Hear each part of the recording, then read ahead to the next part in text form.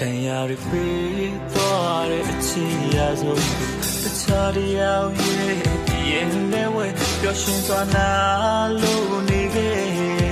ဒီလူကိုလည်းမချီပါနဲ့လူတွေစခံ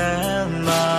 ကြည့်ရလေအဖြူရောင်တို့သမီးဝဲဆုံးတဲ့ကလေးရဲ့ဆိုင်ကတို့သာလက်ကိုတွေ့